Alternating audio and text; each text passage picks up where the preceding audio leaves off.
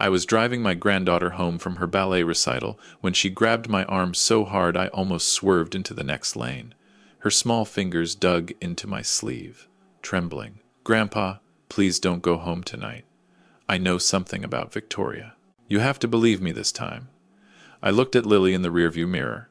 She was 8 years old, still wearing her pink tutu, her hair in a perfect bun her mother had styled that morning. But her face was pale, her eyes wide with something I'd never seen in her before. Pure terror. My first instinct was to reassure her. Victoria was my wife of 3 years, a woman I'd met at a grief counseling group after my first wife passed. She was kind, attentive, everything I thought I needed at 64. But Lily was shaking, and she'd tried to warn me before. The strange phone calls Victoria took in the garage. I'd said it was probably work. The man's voice, Lily heard, coming from Victoria's laptop when she was supposedly video calling her sister. I'd told her she must have misheard. The locked drawer in Victoria's home office that Lily said contained envelopes of cash. I'd dismissed it as a child's imagination. "Please, Grandpa." Lily's voice cracked. "Please believe me this time. This time." Those 2 words cut straight through me, because I'd failed her before. I'd patted her head and sent her back to playing, told her adults had complicated lives she didn't understand. Now she was begging me, shaking in her ballet costume, and I could see it wasn't imagination. It was fear. Real fear. The kind that comes from knowing something terrible and having no one listen. I'm a retired aerospace engineer. I spent 40 years calculating risk for aircraft systems. And in that moment, driving down Camelback Road in Phoenix with my granddaughter's hand gripping my arm, the math was simple. If I believed her and was wrong, we'd waste an evening. If I didn't believe her and was wrong, something terrible might happen. The equation wasn't even close. I changed lanes, heading away from home. "Okay, sweetheart," I said quietly. "I believe you." Lily exhaled, a shaky, desperate breath. "You do?" "Yeah, honey, I do." I met her eyes in the mirror. "I'm sorry I didn't before." She nodded, tears streaming down her cheeks. I took the exit toward my son Nathan's house instead of home. My mind was already problem-solving. If something was wrong, if Lily had heard something, seen something, I needed to know what we were dealing with. Nathan and his wife Beth lived 20 minutes away in Scottsdale. When we arrived, Lily ran to her mother's arms. Beth looked at me with confusion, but I shook my head. "Not yet. Let me talk to her first." We sat in Nathan's study, the 3 adults, and Lily, who clutched a glass of water like a lifeline. "Tell us what you heard, sweetheart," Beth said gently. Lily took a breath. "Last week, when I was staying at Grandpa's house, I woke up because I was thirsty. It was late, maybe midnight. I went downstairs to get water, but I heard Victoria talking on the phone in the garage, so I listened through the door." Nathan leaned forward. "What did she say?" Lily's voice dropped to a whisper. "She said, 'The old man has to go. I can't wait anymore. 3 years is long enough.' Then she laughed and said, 'Don't worry, baby. It'll look like his heart finally gave out.' No one suspects a grieving widow." The room went cold. I felt like someone had poured ice water down my spine. "There's more," Lily continued. She said, "I've been putting it in his evening tea for 2 weeks. The doctor said his last checkup showed some irregularities. Perfect setup." Then she said something about insurance and a house in Costa Rica and meeting someone named Derek after the funeral. Beth's hand flew to her mouth. Nathan's face went white. I sat there, frozen, trying to process what my 8-year-old granddaughter had just told me. My wife was poisoning me. My wife, the woman I'd shared a bed with for 3 years, was slowly killing me and planning to run away with another man, using my life insurance money. Lily wasn't finished. Tonight, when you dropped me off for the recital, Victoria was on the phone again. She said, "Tonight's the final dose. By morning, it'll be over. That's why I grabbed you, Grandpa. That's why you can't go home." Nathan stood up abruptly. "We're calling the police." "Wait." I held up my hand. My engineer's brain was kicking in. "We have no proof. It's Lily's word against Victoria's. A defense lawyer would tear an 8-year-old's testimony apart." "What are you suggesting?" Beth asked. "I need evidence. Physical evidence. The tea she gives me every night, whatever she's been putting in it, her communications with this Derek person. Without that, it's just a story. Nathan ran his hand through his hair. Dad, if what Lily says is true, you could be dead by morning. I'm not going home tonight. But I need to get into that house when Victoria's not there. I need to find proof. And I know exactly when she won't be there. Every Saturday, Victoria volunteered at a community center from 9 to noon. She'd been doing it since we married, something she said kept her grounded. Now I wondered if it was where she met Derek. We made a plan. I'd stay at Nathan's that night, tell Victoria I was having chest pains and the doctor wanted to monitor me overnight. Lily would stay too, and Beth would keep her safe. Tomorrow morning, when Victoria left for her volunteer work, I'd go home and search. That night, I called Victoria from Nathan's house. I could hear the tension in her own voice, carefully masked as concern. Chest pains? Oh, Harold, that's frightening. Should I come to the hospital? No, I said, playing along. Nathan's here with me. The doctor just wants to run some tests. Probably nothing. I'll be home tomorrow afternoon. There was a pause, just one beat too long. Of course, darling. Rest well. I'll have your favorite dinner ready when you get home. After I hung up, Nathan looked at me. She didn't even ask which hospital. I nodded slowly. That detail had registered with me too. A loving wife would have asked, would have insisted on coming. Victoria had simply accepted it. Too easily. I barely slept that night. I lay in Nathan's guest room, staring at the ceiling, replaying 3 years of marriage in my mind. The whirlwind romance at the grief counseling group. How attentive Victoria had been. How she'd seemed to understand my loneliness after Margaret's death. The quick marriage, just 8 months after we met. Friends had warned me it was too fast. I hadn't listened. Now I catalogued every suspicious moment I'd dismissed. The expensive jewelry she bought herself from our joint account. The weekend trips to visit her sister in San Diego that she always took alone.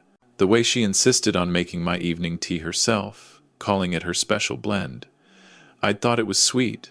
I'd thought she loved me. By morning, I felt like a fool. A lonely old fool who'd been too desperate for companionship to see the predator right in front of him. Saturday, 9:15 a.m.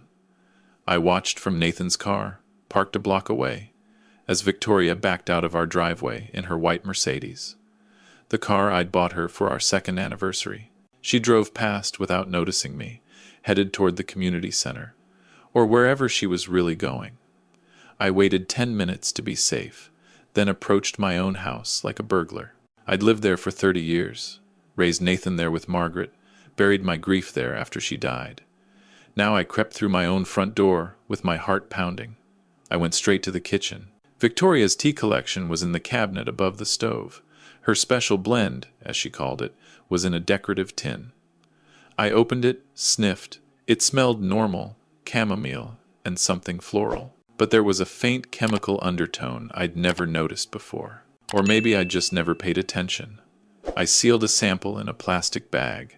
Then I went to Victoria's home office. The door was locked, but I knew where she kept the spare key, taped behind a painting in the hallway. It had been there since Margaret's time, and Victoria had never found it. Inside, the office looked normal. Desk, computer, filing cabinet. But the bottom drawer of the filing cabinet had a combination lock. 3 numbers. I tried her birthday. Nothing. Our anniversary. Nothing. Then, on a hunch, I tried the date we met. The lock clicked open. Inside was a folder thick with documents. Life insurance policy. Harold Bennett, $2.3 million.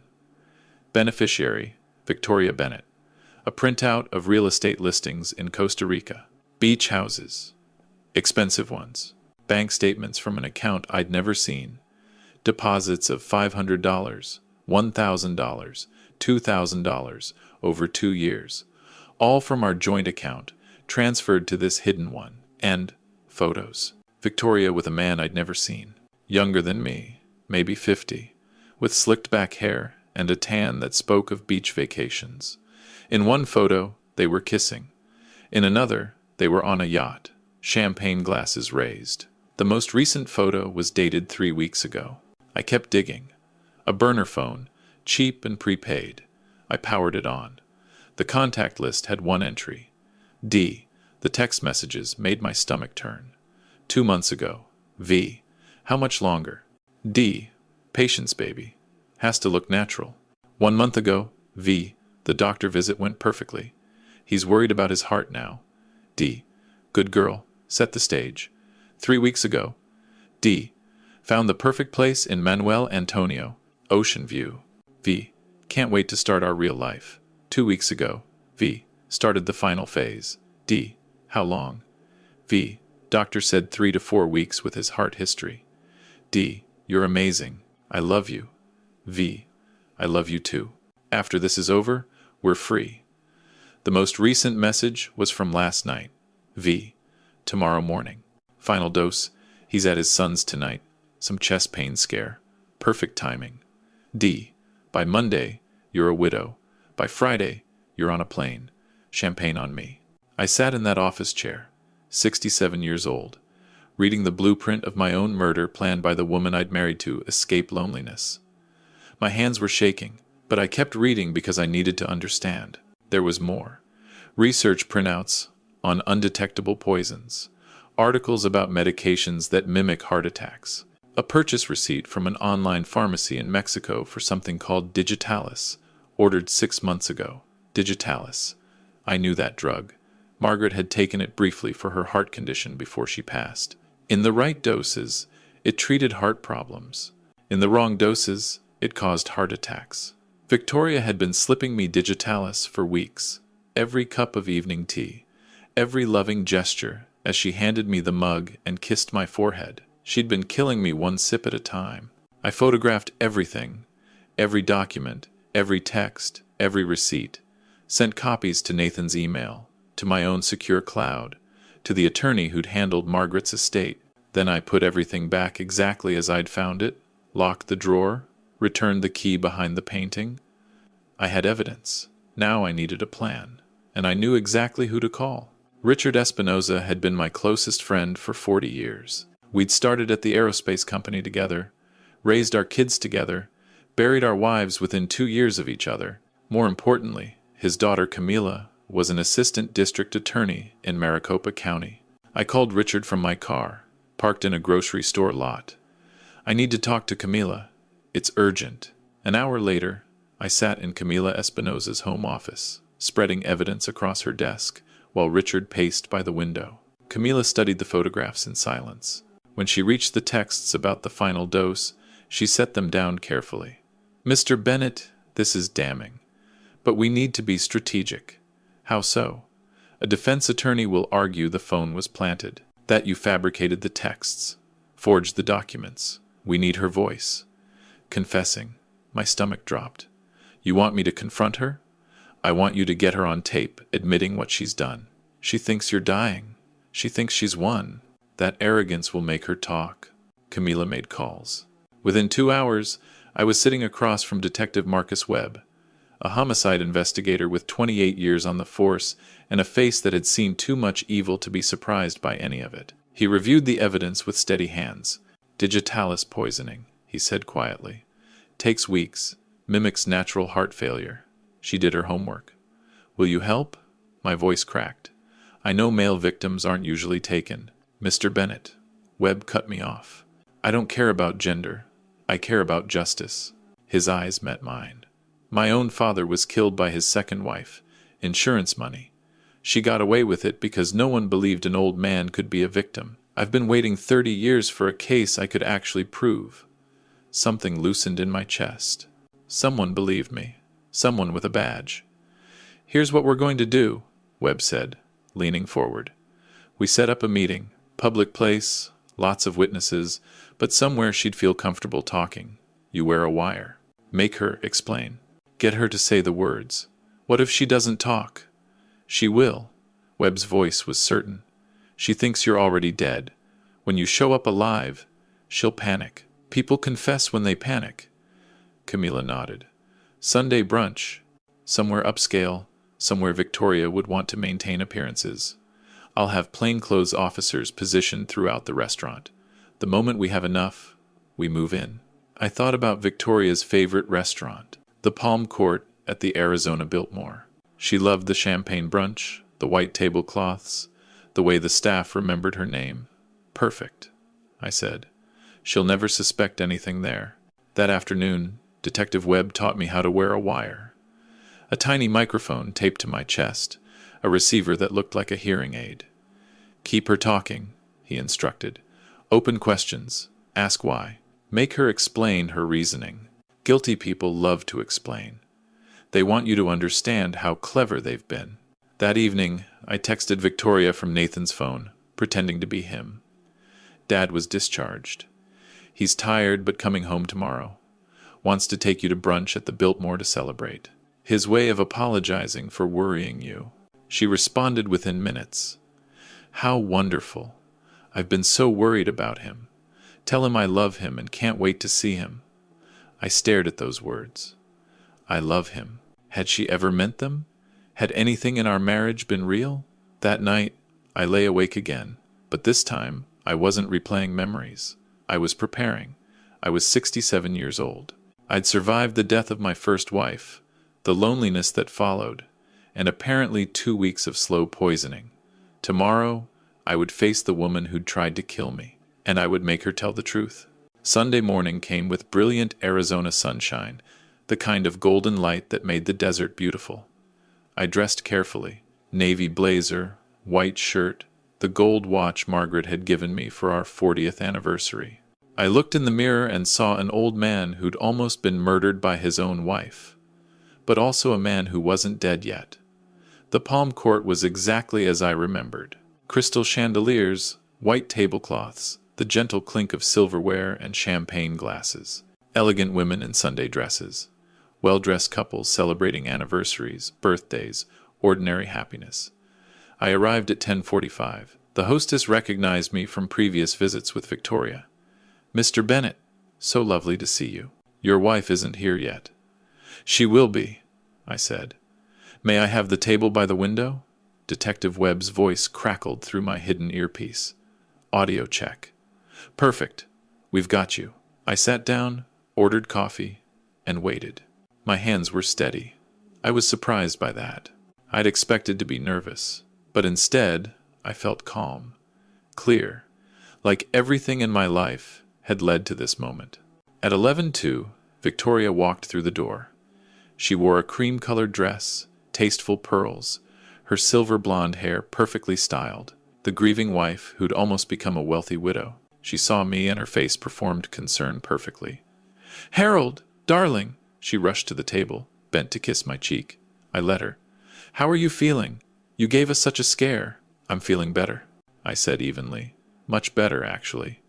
"Sit down, Victoria. We need to talk." Something flickered across her face, too fast for most people to catch, but I saw it. A flash of confusion, maybe even disappointment. She sat across from me, smoothing her dress. "The doctor gave you good news, then?" I decided to skip the small talk. "The doctor found something interesting in my blood work." Victoria's hand paused over her water glass. "Oh? Digitalis. At first I thought it was just my regular tea, but it wasn't." I watched her face, watched the micro-expressions, the way her pupils dilated slightly, the way her throat moved as she swallowed. "I don't understand," she said carefully. "What are you saying?" "I'm saying someone has been poisoning me. For at least 2 weeks." The waiter approached, but Victoria waved him away with a brittle smile. "Just a moment, please." She turned back to me, and I saw her calculating, evaluating how much I knew, how much I could prove. "Harold, that's a very serious accusation. Who would want to poison you?" I thought about it. I said calmly. "Who had access to my food and drink every day? Who handled my evening tea exclusively? Who stood to inherit $2.3 million if I died of what looked like a heart attack?" Victoria's face went pale. Her composure cracked just slightly. "You don't know what you're talking about. I know about Derek." Her mask shattered completely. Her face contorted through shock, fear, and then something colder. Something calculating. "How?" "I found your burner phone, your secret bank account, the real estate listings in Costa Rica, the Digitalis purchase from Mexico, every text message you sent him planning my murder. For a long moment, she just stared at me. The restaurant hummed with conversations around us. Champagne corks popped. Someone laughed at a nearby table. Normal life continuing while my wife processed that her murder plot had failed. Then she did something I didn't expect. She laughed. It wasn't a nervous laugh. It was bitter, cold, devoid of any warmth I'd ever thought I'd seen in her. "Well," she said quietly, "I suppose there's no point pretending anymore." "Why?" I asked. "That's all I want to know. Why?" She leaned back, crossing her arms. "Because I'm 52 years old, and I've spent my whole life waiting for something that was supposed to come to me. I grew up poor, Harold. Dirt poor. My mother cleaned houses for women who had everything I wanted. I swore I would never be her, and I wasn't. I married well the first time, comfortable. But he left me nothing when he died. His kids got everything. I was 49, starting over, and I was tired of it. So when I met you at that grief group, a sad, lonely widower with a paid-off house and substantial savings, I saw my chance. The words hit me like physical blows. You never loved me. Love?" She laughed again. "Harold, I'm an excellent actress. I knew exactly what a grieving man needed to hear. Understanding, patience, the promise of companionship. You were so desperate not to be alone that you never questioned any of it." I swallowed hard. The watch Margaret gave me felt heavy on my wrist. "And killing me? That was always the plan?" "Not immediately. I was going to wait a few more years. But then I met Derek at the community center, and suddenly waiting felt unbearable. He's everything you're not, Harold. Passionate, exciting, alive. We're going to Costa Rica together. We're going to have the life I deserve. You were going to kill me for a beach house. I was going to kill you," she said, her voice dropping low, "because you were in my way. 3 years of listening to you talk about your dead wife, your boring career, your precious granddaughter. 3 years of pretending to care. You have no idea how exhausting it is to fake love for someone you can barely stand to look at." The words should have hurt more, but somehow, hearing her say them out loud was almost a relief. The truth, finally, ugly and honest. "What about Lily?" I asked. "My granddaughter figured out what you were doing. She's 8 years old, Victoria. What were you going to do if she told someone?" Victoria shrugged. "Children's testimony is unreliable. Everyone knows that. Who believes an 8-year-old over a grieving widow? Besides, after you were gone, I wasn't planning to stick around long enough for her stories to matter. But she did tell someone. She told me, and I believed her." Victoria's eyes narrowed. "That," she said slowly, "was the only flaw in my plan. I assumed you'd dismiss her, like you always did. You should have. Kids make things up all the time. Instead, you actually listened to your granddaughter. That's the only thing that saved you." I felt something shift inside me. Pride. In Lily, who'd been brave enough to speak up. In myself, for finally having the wisdom to listen. "So what now?" Victoria asked. "You call the police? Have me arrested? You can't prove anything. It's my word against yours. I don't need to prove anything," I said quietly. I reached up and touched my ear, my hidden earpiece. Victoria's face went gray. "You're wearing a wire. Every word you just said was recorded." Her eyes darted around the restaurant. The couple at the corner table stood up, badges appearing from inside their jackets. The barista behind the coffee station moved toward us. The hostess by the door, all police. Plainclothes officers surrounded the table. Detective Webb appeared, handcuffs in hand. "Victoria Bennett, you're under arrest for attempted murder and conspiracy to commit murder." Victoria lunged toward me, fingers curled like claws. "You pathetic old man! You were supposed to die! You were supposed to be gone by now!" 2 officers grabbed her, pulled her back. She fought them, screaming, "I did everything right! I planned everything perfectly. How is this happening?" Webb snapped the handcuffs on. The restaurant had gone silent, every patron staring. Victoria was still screaming as they led her toward the door. "I loved you!" she shrieked at me. "You believed I loved you? For 3 years!" I stood up slowly. The other diners were frozen, champagne glasses suspended in midair, brunch interrupted by something they'd probably never forget.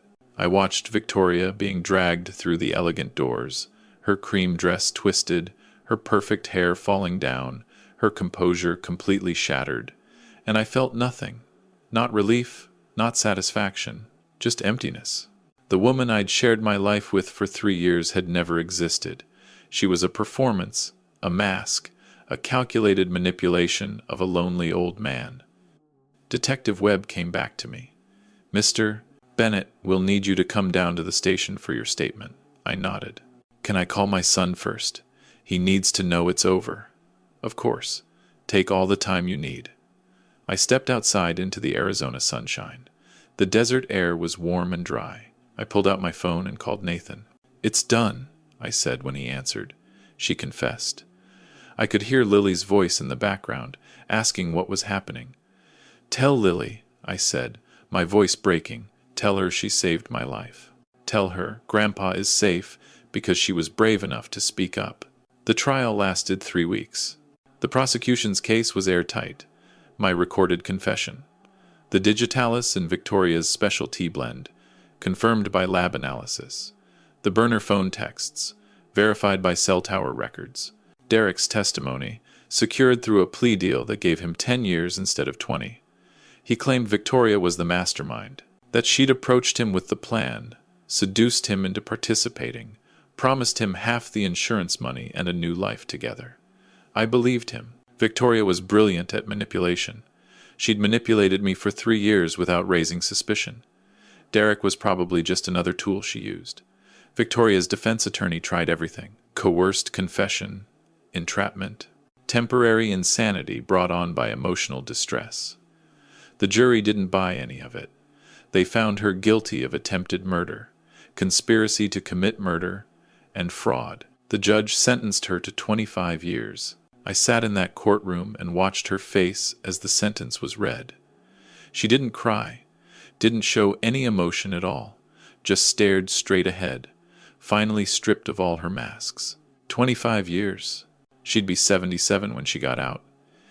If she got out, the same emptiness I'd felt at the restaurant filled me again. This wasn't victory. It was just the end of something that should never have begun. 6 months later, I sold the house. Couldn't live there anymore. Every room reminded me of performances I'd mistaken for love. Conversations that were actually calculations. The kitchen where she'd carefully mixed poison into my evening tea. I moved into a smaller place in Tempe, closer to Nathan and Beth, closer to Lily. The insurance company voided Victoria's beneficiary status, obviously. The money stayed in my account, designated now for Lily's college fund and various charities Margaret would have supported. I started therapy, twice a week with a counselor who specialized in elder abuse. Because that's what it was, I learned. Elder abuse. Predatory targeting of a vulnerable senior for financial gain. I wasn't the first lonely widower to fall for someone like Victoria. I wouldn't be the last. The shame I felt initially gave way to something else. Awareness, understanding, a determination to help others recognize the warning signs I'd missed. I started volunteering at the same grief counseling group where I'd met Victoria, not to find another partner, to help other recent widowers understand that predators target the lonely, that too fast romances and too perfect partners should raise red flags, that their children and grandchildren might see things they can't. Lily turned 9 last month. We had a party in Nathan's backyard, balloons and cake, and all her friends from ballet class. She's different now, in subtle ways. More watchful, more careful about trusting adults. The therapist says that's normal, that she'll carry some wariness for the rest of her life. But she also carries something else, the knowledge that her voice mattered. That speaking up, even when adults didn't believe her at first, saved someone's life. I gave her a gift at the party, a small gold locket with a photo of the two of us inside. On the back, I'd had engraved, "To Lily, who saw the truth and had the courage to speak it. You saved me. Love, Grandpa." She wore it every day for the next 3 months. She probably still wears it now. Nathan and I are closer than we've ever been. Funny how near-death experiences do that. He apologized for not seeing Victoria's true nature, for not protecting me. I told him it wasn't his job to protect me. It was my job to protect myself, and I'd failed. But we'd both learned something. Family means watching out for each other, even when it's uncomfortable, even when the truth is hard to hear. I still have nightmares sometimes. I wake up tasting chamomile tea, feeling the poison sliding down my throat. The doctors say the digitalis did some permanent damage to my heart. Not enough to kill me, but enough that I'll be on medication for the rest of my life. A reminder of how close I came. But here's what I want you to understand, whoever's listening to this story. I spent 3 years married to someone who was planning my murder, and I didn't see it. Not because I'm stupid, because I was lonely. Loneliness makes you blind. It makes you see what you want to see, instead of what's really there. After Margaret died, I was so desperate for companionship that I ignored every warning sign. The too quick romance, the financial questions on early dates, the way Victoria always steered conversations toward my assets, my insurance, my plans for the future. I told myself she was just being practical. She was being predatory. And I nearly died because I couldn't tell the difference. If you're out there, recently widowed, recently divorced, recently alone for whatever reason, hear me. Take your time. Real love doesn't rush. Real partners don't push for financial information early. Real relationships don't feel like performances. And if someone in your life, especially a child, tries to warn you about the person you're with, listen. Listen even if it's uncomfortable. Listen even if you don't want to hear it. Children see things adults miss. They don't have the social programming that makes us excuse bad behavior. They haven't learned to rationalize red flags into nothing. When Lily told me about the phone calls and the cash and the locked drawers, I should have listened immediately. I didn't, and I almost paid with my life. I was given a second chance because an 8-year-old girl had more wisdom than her grandfather. I won't waste that chance. I'm 68 now. My heart is damaged, but it still beats. Every morning I wake up is a morning Victoria didn't steal from me. Every birthday, every holiday, every ordinary Tuesday is a gift that was almost taken. I tell this story not for sympathy, not for revenge. Victoria is in prison. Derek is in prison. Justice was served, as much as it can be. I tell this story because somewhere out there, right now, another lonely person is being targeted. Another predator is performing love to gain access to assets. Another child is noticing things that adults are too blind to see. And maybe, if they hear this story, they'll pay attention. The lesson I learned, the one I share now at every grief counseling session I attend, is this. Trust your instincts. When something feels wrong, it probably is. When someone seems too perfect, they might be performing. When a child speaks up about an adult, take it seriously. Because the people who love us protect us. And the people who pretend to love us will destroy us if we let them. Lily visits me every weekend now. We go for walks in the park, get ice cream, talk about her ballet classes and her friends, and whatever books she's reading. Last week, she asked me a question that stopped me cold. Grandpa, do you ever think about Victoria? I considered lying, protecting her from the ugliness. But she'd already seen the ugliness. She'd lived it. She deserved honesty. Sometimes, I admitted, not the way I used to. But sometimes I wonder how I didn't see it. She was quiet for a moment, licking her strawberry ice cream cone. Then she said something that broke my heart and healed it at the same time. You didn't see it because you wanted to see something good. That doesn't make you dumb, Grandpa. That makes you human. I pulled her into a hug right there on the park bench. This child, this brave, wise, impossible child. I'd spent 67 years learning lessons she understood at 9. You saved my life, I whispered. I know, she said simply. That's what family does. So here's my final message to anyone listening. Family isn't just the people who share your blood. It's the people who care enough to tell you hard truths. It's the people who speak up when something's wrong, even if you don't want to hear it. It's the people who watch out for you, not because they have to, but because they love you. Victoria was my wife, but she was never my family. She was a predator wearing a mask of love. Lily is my granddaughter, and she proved herself more family than Victoria ever was. She saw the truth when I was blind to it. She spoke up when it would have been easier to stay silent. She saved me. I'm still here, still breathing, still grateful for every day I get to spend with the people who actually love me. Not because of any strength of my own. Because an 8-year-old girl grabbed my arm after her ballet recital and said, "Grandpa, please believe me this time."